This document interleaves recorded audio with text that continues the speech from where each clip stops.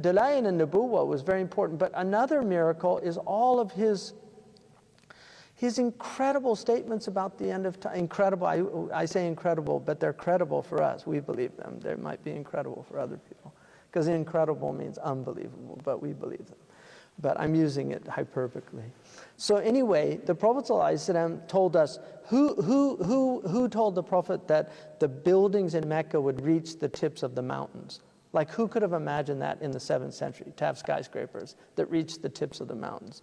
Who told the Prophet ﷺ that the mountains of Mecca would have tunnels? إِذَا بُعِجَتْ كَظَائِمُ مَكَّةَ. I mean, it's in a hadith. When the mountains of Mecca, when the base is drilled open, bu'ijat means to like pierce, right? So who told the Prophet ﷺ that? Who told the Prophet ﷺ that women would wear spandex towards the latter days? Because they didn't understand that hadith, kasiyatun ariyat, dressed and undressed at the same time. We understand that, unfortunately, right? I mean, we understand that. But who would have understood that in the 7th century Arabia? Read the tafsir, they didn't understand it. They're like, how could you be dressed and naked at the same time? So they said things like, kasiyat fi dunya, ariyat fil akhirah. Everybody's ariyat fil akhirah on the Day of Judgment.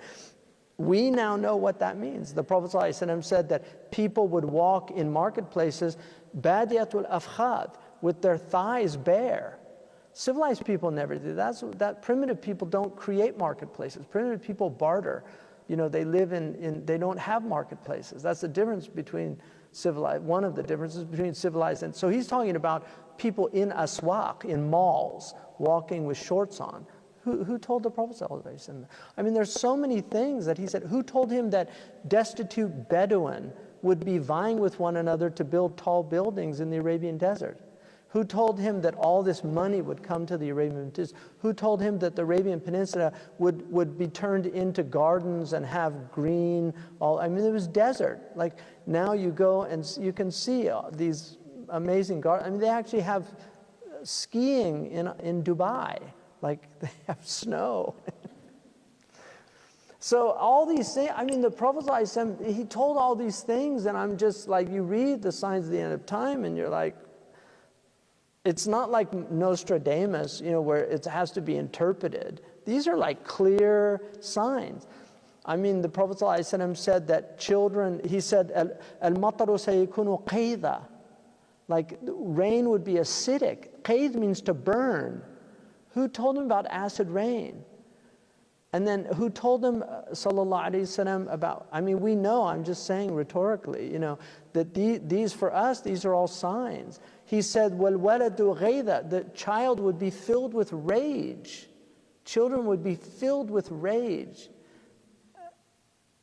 It's amazing. And he said, يَفِيضُ اللِّئَامُ فَيْضًا وَيَغِيظُ الْكِرَامُ غَيْظًا.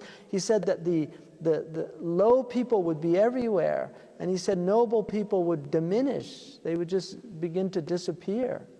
He said, how will you be when you're amongst the leftovers of humanity? Like the party's over. It's all the crumbs and the scraps. I mean, just look how people dress. Look how people have always dressed nobly throughout human history. Nobody ever dressed like modern people. Nobody in history.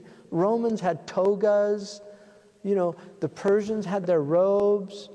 You know, all these people, I mean, even native peoples had their feathers and because they knew, they had some sense of what human beings are. Now people walking out, they walk around they pay hundreds of dollars for rags. They pay hundreds of dollars for rags. What's happened to human beings that this is their state? I mean, you have to marvel at the leftovers.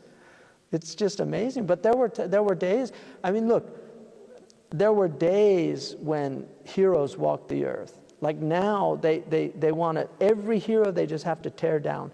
Everybody of any distinction, they have to tear them down. They have to destroy them. They have to expose them, show how they're just like everybody else. There's nothing special about them. You know, this is a sickness of people. It's all this leveling. And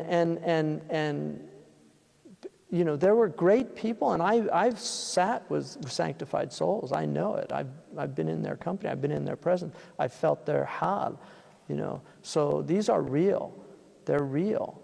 And the awliya are real. The people of Allah are real. And the lovers of the Prophet ﷺ, they know what they have, and they know what they have in their hearts.